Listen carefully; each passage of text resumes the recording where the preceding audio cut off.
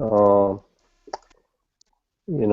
as you know, if you have any questions, please feel free to pause them. I just wanted to say a couple of words in conversations that I've had recently about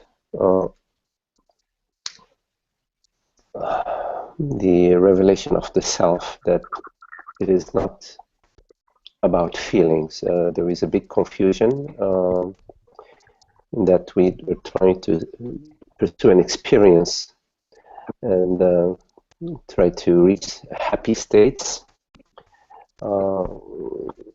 So the contemplation of the self is not about experiencing anything in particular. It's not about an experience, a happy experience, or about feeling good. It's not about that. It's the revelation of our inherent freedom or inherent happiness that does not depend. It's not an experience in time and space. It is about the revelation of our innate peace and freedom.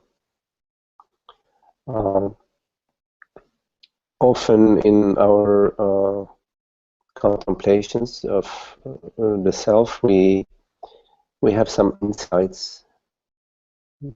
Insights are many insights, and as a result of the insight, there is a shift from, in the mind. There is a certain clarity that comes to the mind, or is something that dissolves, a certain vasana that dissolves, a certain confusion that dissolves. And as a result of that, we may feel, Tara, maybe you can help me with the muting, yeah?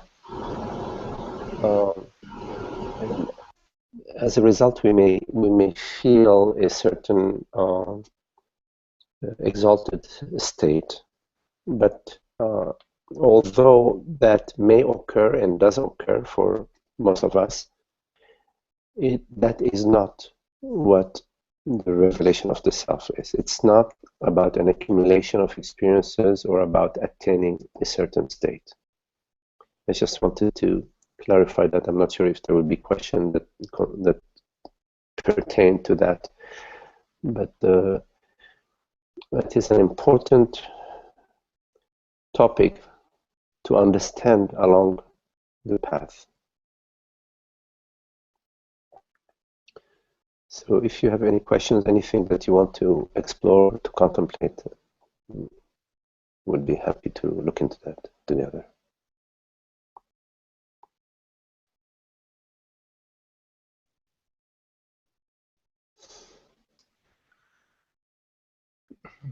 Well, Magdi, I would say the other side of that question is when things are chaotic, or, I mean, there's kind of a neutral place in life where things are going along nicely. Then there's ecstatic states. Mm-hmm. And then I just had a busy all-night shift in what work I do. And I left my credit card at a restaurant, and all kinds of things happened. And so there's just a sense of just the opposite of an exalted state, if you know what I mean, on the relative level. And, what is there any point in even looking in monitoring my response to those things as a way of gauging how I'm on the track or not? Well, it's important to realize that we have a tendency to make stories about what's happening for us. And these stories are sort of fiction. And but of course we take them to be real. And the story usually goes, oh my goodness, look what's happening to me, or how come I'm doing this again, or how did they dare do this to me, etc. So our actual experience has no story in it. our actual experience uh, it does not have any time element to it. Mm-hmm. And then the time element and the me element, you know, the me story is a thought process that we uh, uh, we identify with a character, the me character in this thought process. You have to understand that that is what's happening. When you left your credit card, you know, at the store, then at some point, maybe, I'm not saying that there was, but at some point there was a possibility that there was a story about it, or, you know, oh, look what else is going wrong in my day. I had a long shift, and look what else is going on in my day. Uh, Right. and so, because the body mind is very sympathetic, it sort of emotes that story. It says, "Oh, okay, so that's what we're playing. We're playing the oh, poor me, I'm gonna have a miserable day. Let me see how well I can play that." And so the body mind will play that in the feeling state. Uh, Mm-hmm. so in terms of your question, Mm-hmm. uh, all this unfolding that seems to be occurring to me in time and space is in the mental realm, in the imaginary realm. Mm-hmm. In fact, there is nothing happening at the core of your being, at the reality of yourself. There's just presence. It's a, it's a, it's like in this moment, Mm-hmm.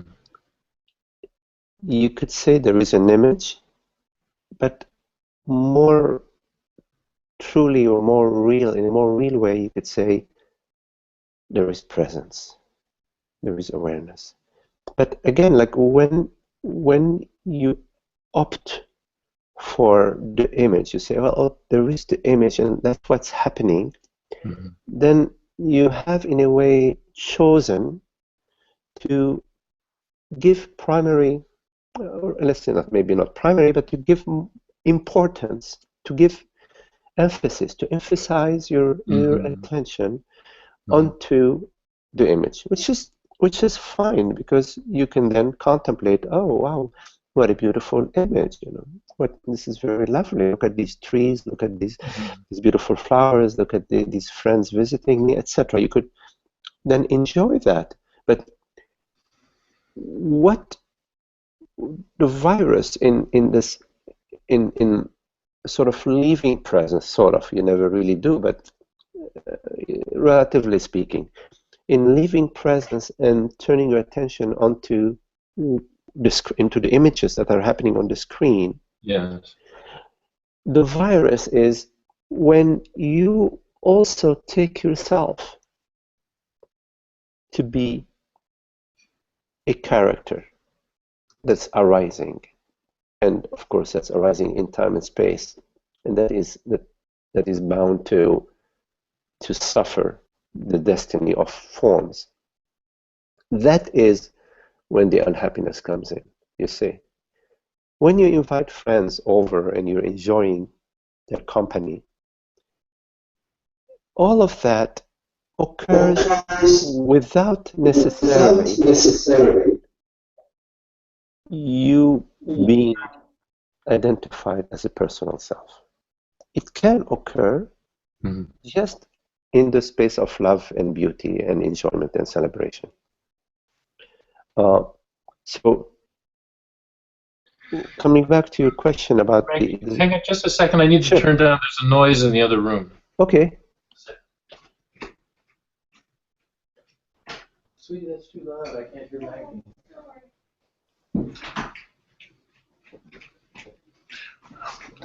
Okay, thank you. okay, sure. So the exalted,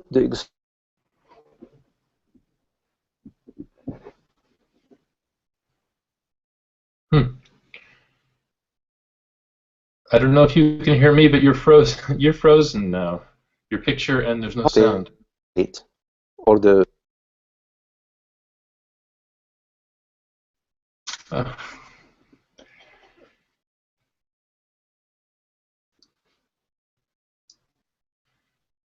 Tara, can you hear me?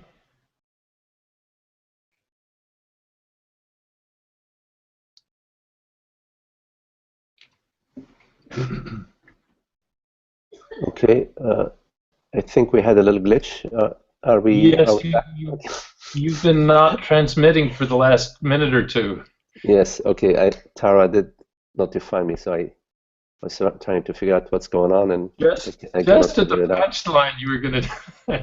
You said going back to your question, Oh yes, about and this is both the right. exalted state or the unhappy state Yes. are are both states, and the there is a non-state that is beyond the exalted or the opposite end of the spectrum, because they come together really, the exalted state and the unhappy state.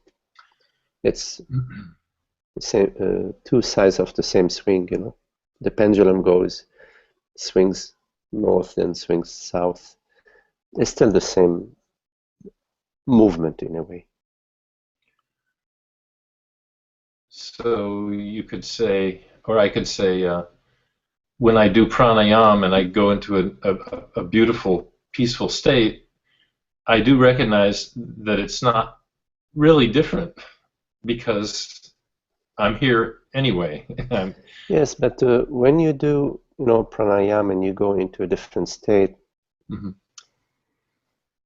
you have to ask yourself, why am I doing that? Right. And you And have I've kind of lost interest in doing yes, so. and you have to ask yourself also, what am I doing? And you Hmm. also have to ask yourself, what am I? What Hmm. is it that is doing that? So there are a lot of core questions that are closer to the source Hmm. than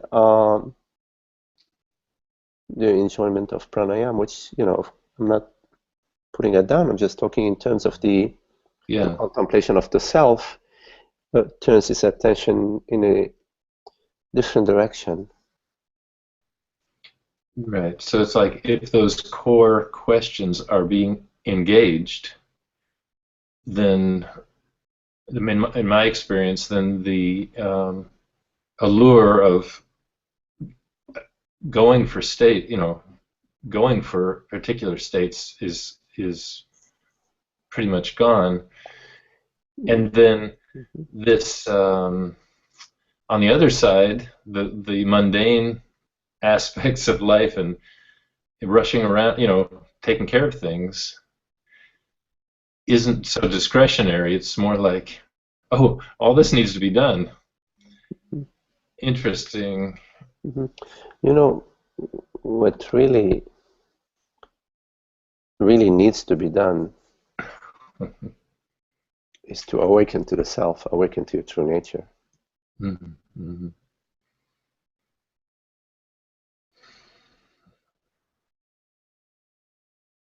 The transparency of being, the peace, the inherent bliss of the self. Hmm. So the contemplation of the self is the highest contemplation. Of course, you can contemplate the world, you can contemplate music, there are all sorts of contemplation, contemplate wealth. All of these are contemplations. But the contemplation of the self is the contemplation that takes you to the to your inherent wholeness, that reveals your inherent bliss and wholeness. In a way, we are all in contemplation, but we turn our attention in, I would say, not the directions that really reveal our true nature. They distract us in a way. I mean, distractions, they distract you away from your contemplation.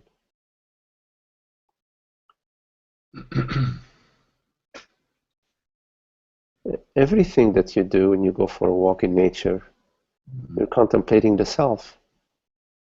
But if you are walking in nature, looking at nature as an object, as a beautiful form outside of you, and you are this person walking in nature, there is still that separation.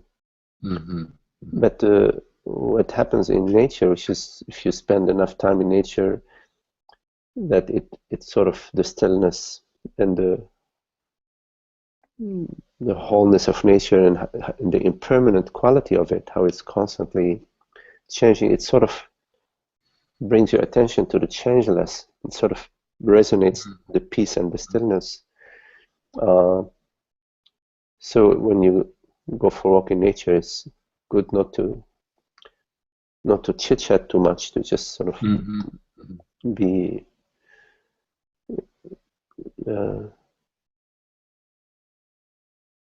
more quiet. Anyways, I drifted away from your question.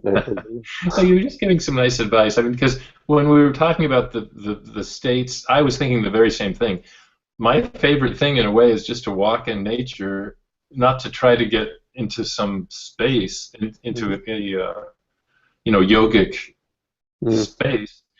And it's nice to be away from the traffic and all that stuff. So it's like, if there's a practice realm, it's just taking a walk and contemplating self-nature.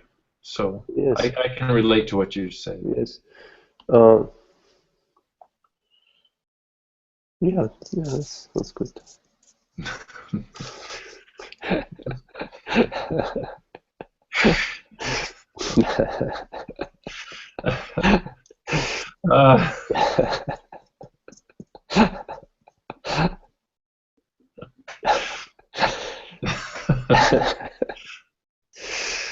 I'm willing to have no question, but when I talk to you, I almost always have something comes up, and I appreciate so much these opportunities. It's very beautiful. Thank you.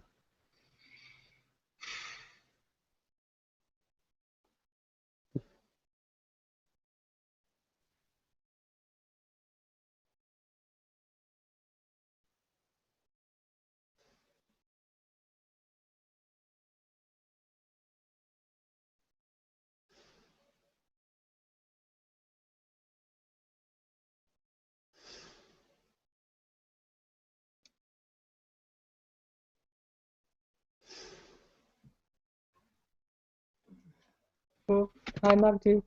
Yes, yes. Um, Hello, Renate. Good to see you. Beautiful. Very beautiful to see you. Thank you. I'm very happy to see you. I'm also happy that there's this on tonight. I have, my question is, I've been away for 3 weeks in England, and I don't know if you know the Headless Way, and I've been on a gathering with friends, and I felt not too exalted, but I felt that I was kind of seeing most of the time, seeing my true nature. And when I thought back to the time before, some weeks before, when I was quite low and depressed in England, I couldn't imagine how that could happen. It is. I thought, oh, it's not the same person, or it's not the. It just felt so strange to me, and also I was so happy that all this fell away, and I felt free and open, and anxiety was gone. Yeah, I returned yesterday, and it's today already. Everything, I've taken everything back on, and I just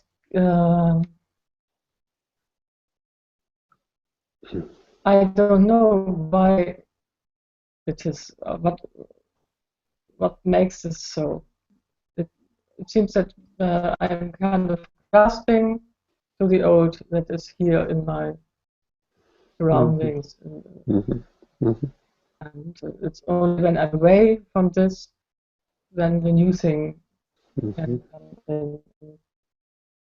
And what I felt in England it was not a very accelerated state or so, but I felt more, like true nature. I think. And I just don't know what to do. I try to observe it, just observe and not be too on myself. Yeah, Renate, so when things are unfolding for you,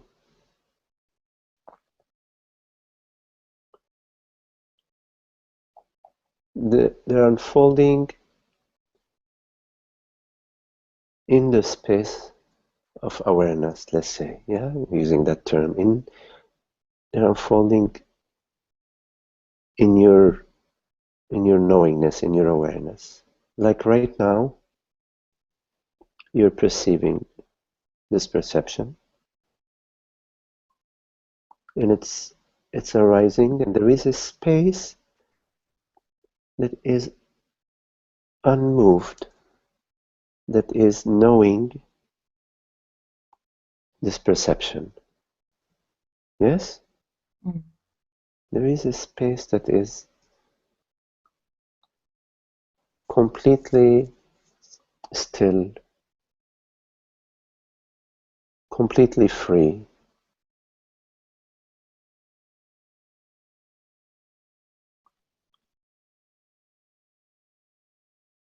And that space, you know it, and you can sense it. You can sense that whatever is arising is arising in that space, in that stillness, in that non-movement space, let's say. Can you get a sense of that? Yes. And also, and that is something that you have to sort of open yourself up to it. Maybe trust a little bit. Trust that whatever is arising,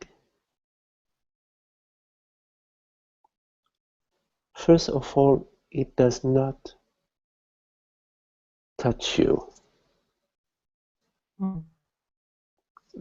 There is a way of looking at what is arising where you can perceive that you are completely safe. There is a possibility to experience whatever you are experiencing and get a sense that irrespective of what is happening, nothing is happening to you. And at the same time, you can contemplate that this you, when I say nothing is happening to you, is the you that right now is hearing these words. Because there's only one you. It's the you, the real you that is right now hearing these words. And that is an open, aware space. It's not a female, a male, it's not, 30-year-old, 50-year-old. It's just this open, aware presence. And it's that presence, that same open, aware presence, that perceives right now this perception, that was perceiving breakfast this morning, or was perceiving when you were in England, whatever you were perceiving. The spiritual methods, headless way, I'm not very versed in that, but I know what you are talking about. They sort of they are pointers to that borderless aware presence that right now hears these words, that right now perceives this perception.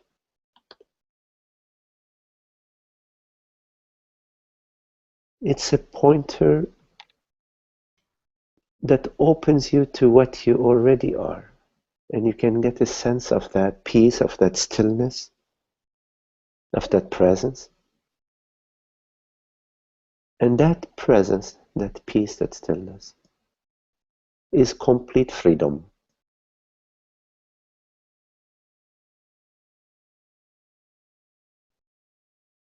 And the freedom of presence, the freedom of awareness, does not depend on wealth, on health, on having a good husband or a good family or a good boss or a good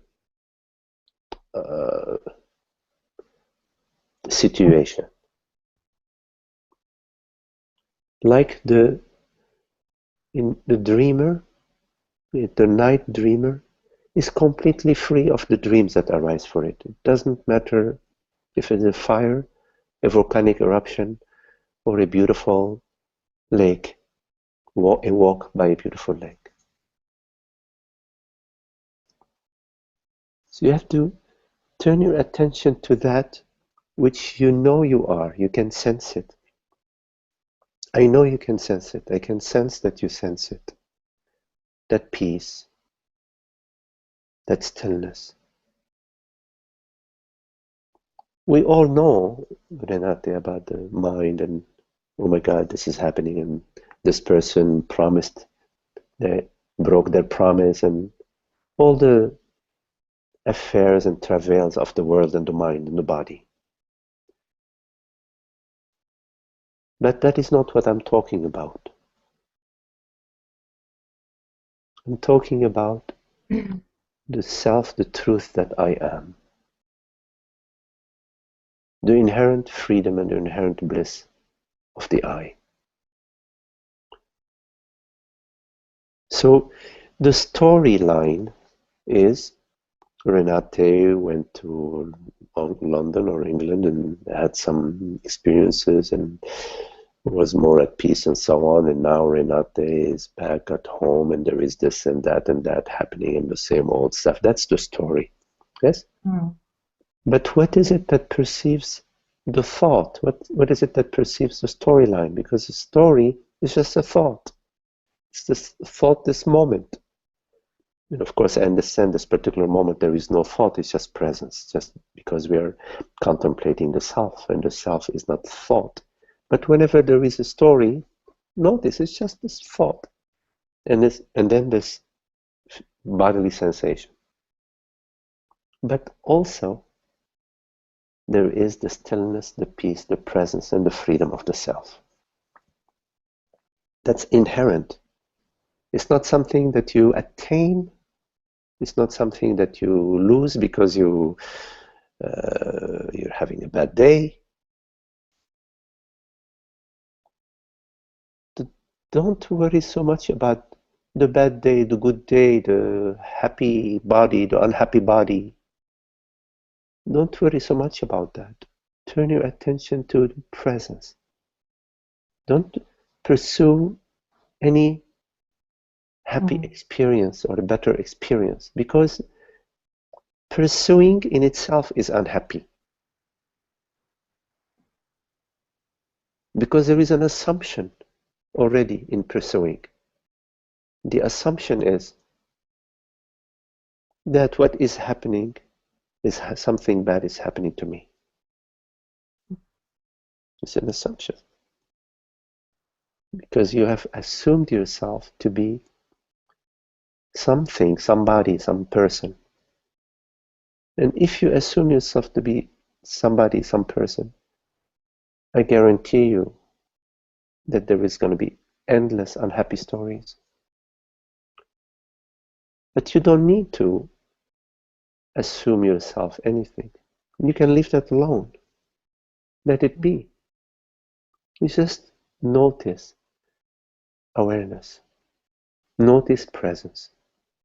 Notice the peace and the stillness that is at the core of your being.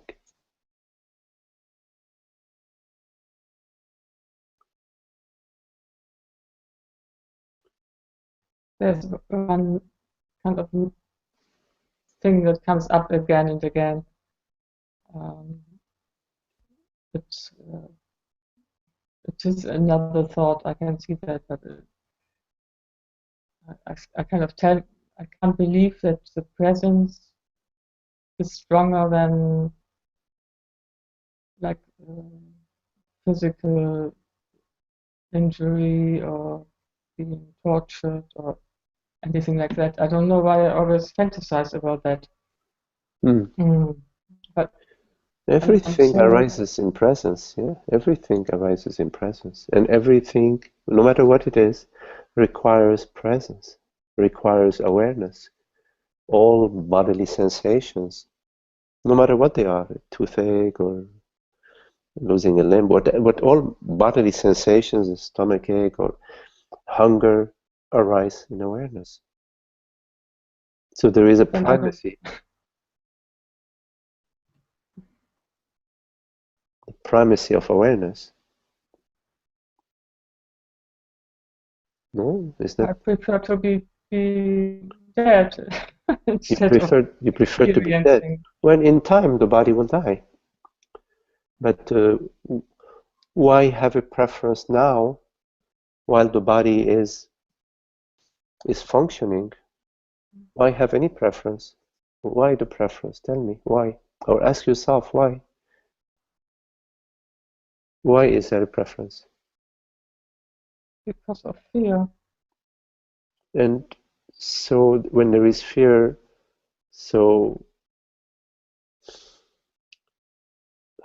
okay, two things about fear. First, when there is fear, it is possible. I know it depends on the intensity of the fear, but it is possible to also experience fear as a waves of bodily sensations. It is possible. I'm saying it is possible. I'm not sure in all situations. But it's important to also understand, come to an understanding about fear. Because when there isn't that identification with the body, the fear diminishes. Now of course there is an intelligent fear that I don't really call fear, I call it more caution. When you are crossing the street and there is a vehicle coming very fast, you step back and the whole organism contracts to get you away from an incident to the body. That's an intelligence built into the body, and there is also caution, making decisions that are not detrimental to the body mind. But the psychological fearing that this fear that haunts us has to do with my God, what's going to happen to me, or what is happening to me, or what will happen to me tomorrow. So the fear is arising in order for you to ask yourself, what is this me? Am I a me? What is going to happen to Renate tomorrow? Am I Renate? What is going to happen to to me in the future? So the fear is arising for you to contemplate what is going on here. What is this fear about? Why the fear? And the contemplation of the fear will lead you to understand that you you're identifying yourself with the body-mind. And when you identify yourself with the body-mind, you are overlooking awareness, because the body-mind arises as bodily sensations, as perceptions, as thoughts in awareness. So the identification with the body-mind, in a way, is a reduction of your wholeness to a concrete form, into a concrete form. And that in itself is unhappy. Already you are unhappy because now you're a woman, you see. And a woman is subject to all sorts of conditions, a body is subject to all sorts of conditions, etc. So already there is an unhappiness. But to celebrate the form, it requires a freedom from identification. Because the celebration of the form, of the dream, of the playfulness, when it's free of identification, it has gone to the freedom. When it goes to the identification, it has gone away from the freedom to the conditions of that particular form. Even if the form is very healthy, very beautiful, very wealthy, very whatever, in time, it doesn't work that way. That's not a happy way to live with identification. So the identification is an add-on. I know we are all used to it. I know that it's hard to imagine to be living otherwise. But that's just an imagined blockage, because in fact we can live without identification. Like right now, we are living without identification. Just the beauty, the love, the happiness. Of course, this does not mean when we live without identification that we live stupidly. There is, of course, intelligence, because the body has to also have food, shelter, and clothing, friends and social interactions, etc. But all of that can be done in a spirit of celebration and rejoicing when the identification is being contemplated. So you have to contemplate the identification and ask yourself, wait a minute, is awareness a female? Is awareness 30 years old, 40 years old? Is awareness getting older? Is the awareness that I am now older than the awareness that I was in London? You see, ask yourself this question, this is a joke. Of course not. You say so quickly you realize, no, of course not. Awareness doesn't age, doesn't get hurt, you see. So this is the contemplation that is important contemplation. And of course we all know that the bodies, yes, they get hurt. If you hit your toe in the chair, in the corner, your toe will hurt. If you fall on your shoulder will hurt. We know. That's easy. But the question is, am I a body? I as consciousness. Is I as consciousness a body? So the identification is unhappy and is unnecessary limitation of your freedom. What you are is free already.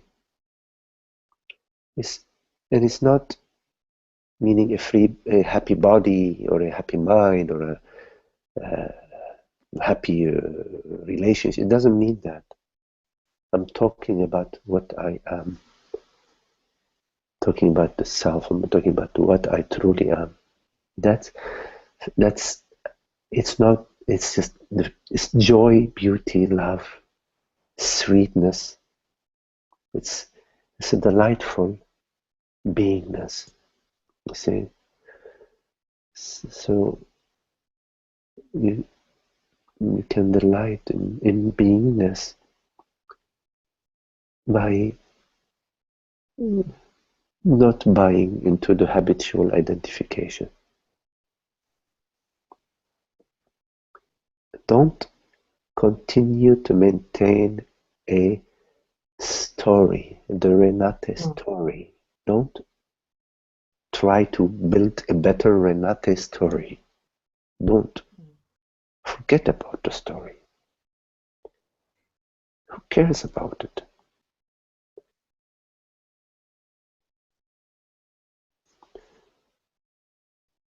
And don't worry if there are your friends, your family, so they have a Renate story, that's their business. And they have their own story about them, that's their business. Just it's for you, do not be Renate.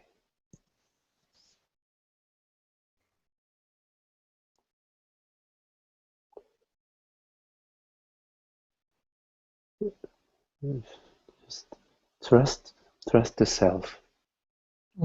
Give yourself to the self. It's the highest truth, the highest contemplation. All what you have traveled already now has served its purpose. It's no longer of any use. It served its purpose. Now you come to the presence.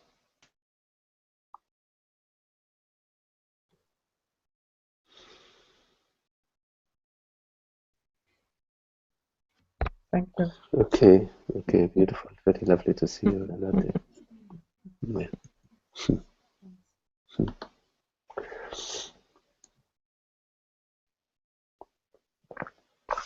Hi, Magdi. Hello. Hi, Yes, can you hear me? yes, I can hear you. Hello, nice to see you. Talking to you. Hi, lovely to see you, and really appreciate your responses the other day on Facebook. Okay. And the previous talker, sorry, I'm not very good at remembering names.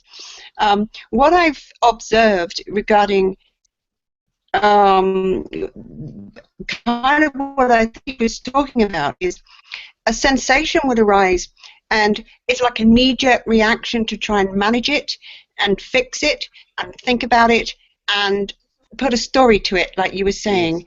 Yes. And today I've been kind of going about things a bit differently. There's still a little bit of wanting to run from the sensation and make it better. I've become very aware of this. Yes.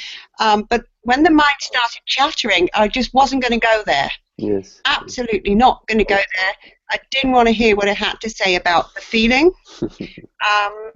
And sometimes when the fear, I've labeled it fear. I don't even know if it's fear. But when there's constriction and burning, what I've found quite useful is to sit with it. Don't let the mind talk about it. Just allow the feeling. It's allowed anyway. There's nothing I can do. It's there. Yes. And quite often I'll just sit with it quietly. And sometimes the whole body shakes and everything else. And it kind of dissipates that way. Yes.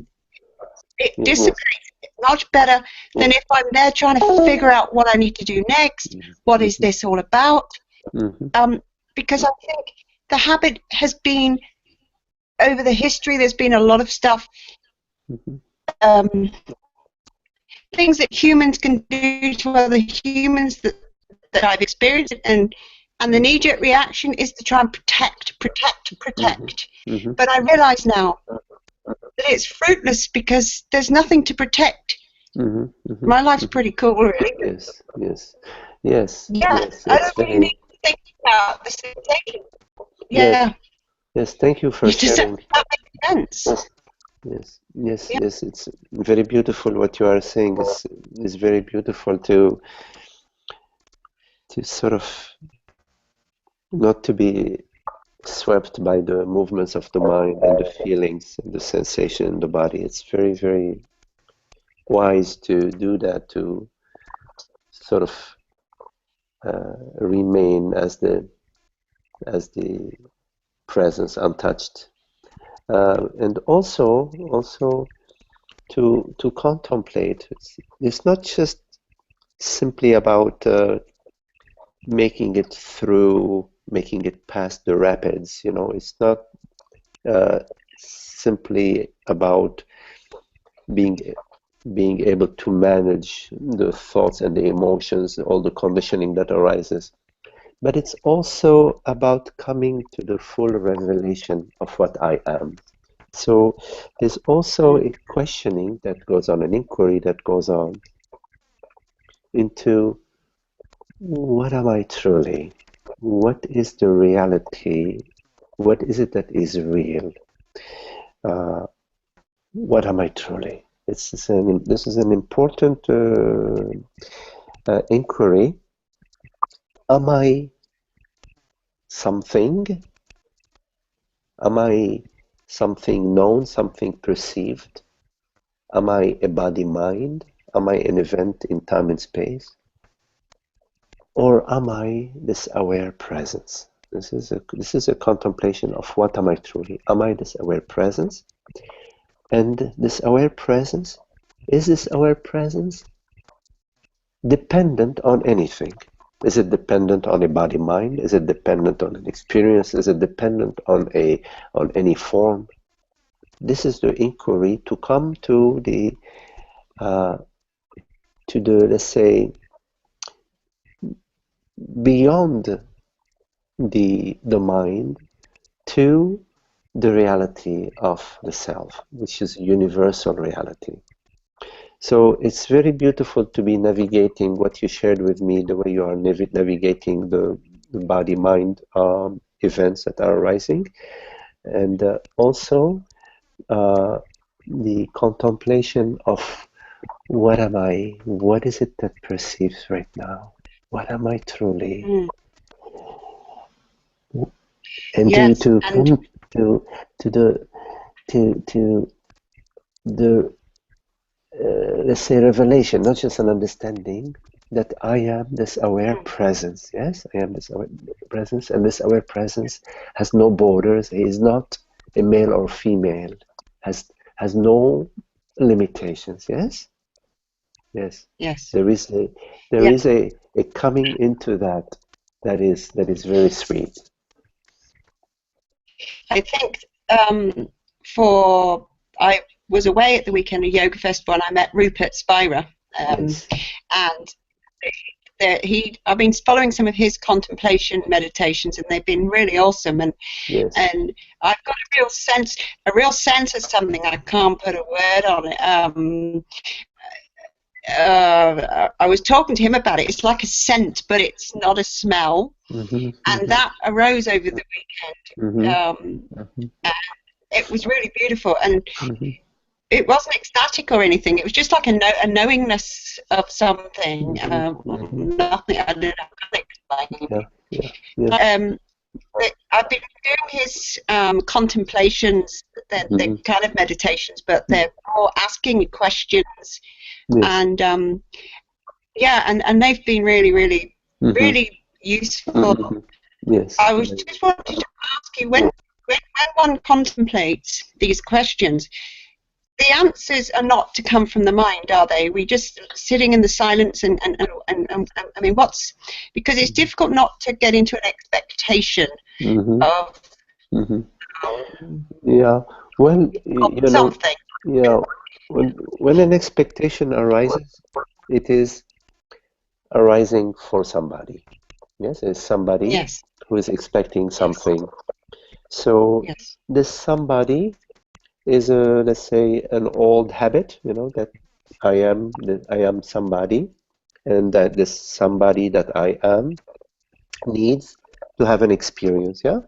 So that's what expectations are about. Expectations are old habits, old vasanas. They arise as feelings. Yeah, they arise as a feeling.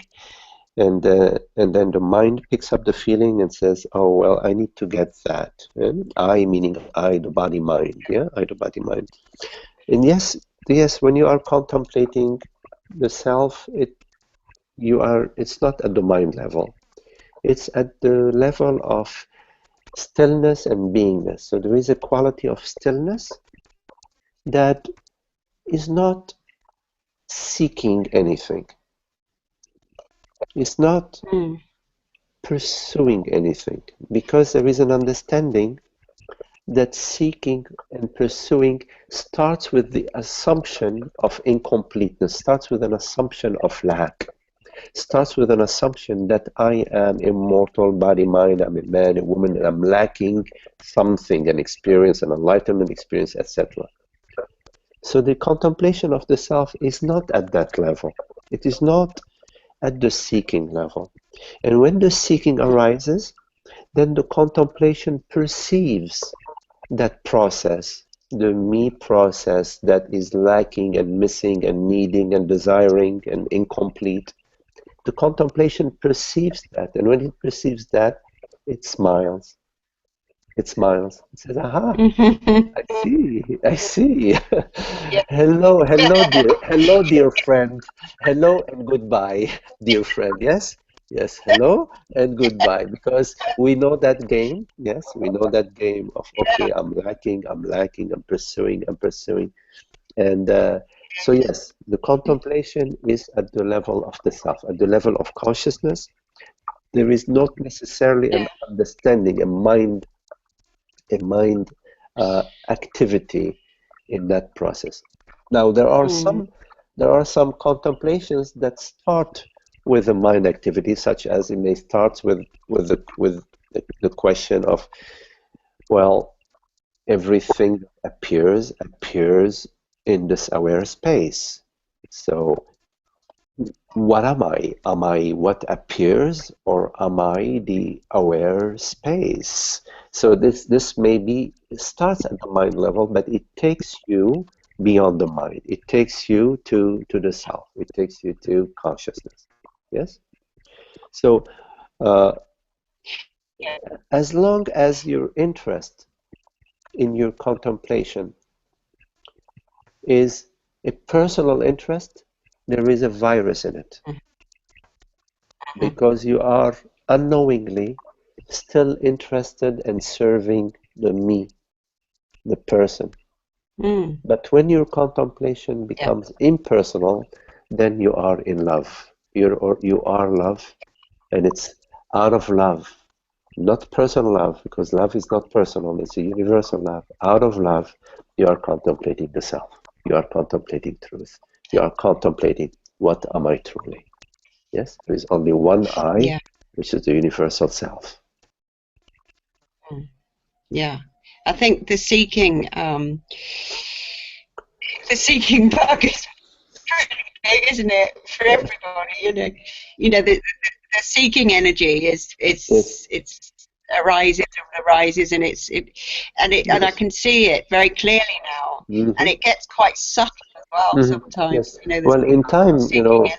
as you are seeing the seeking process and understanding that the seeking process is still a biased process that assumes that I am an incomplete consciousness, that I am a lacking entity.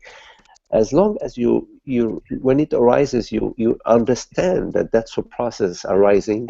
That process loses it's consuming its fuel. It's not being refueled, and in time, that engine starts to sputter. Is that the right word, sputter or putter? And in time, that engine will come quiet and still. Yes. Good. Yes. I'm laughing because sometimes I can see it and I kind of start giggling. It's just like, oh, here you are. Hello. Yes. Yes. Oh, thank you so much. Okay. Very lovely to meet you and talk with you. Nice to you. Yeah, that's beautiful. Thank you so much.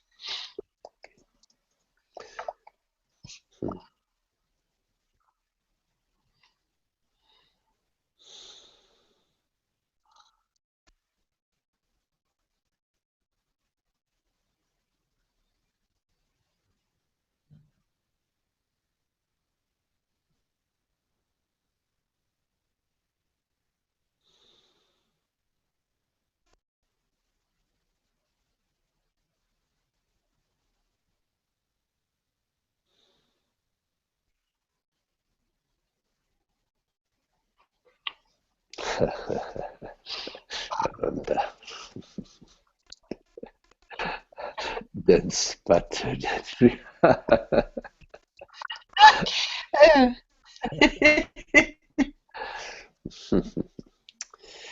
Okay, are there any questions?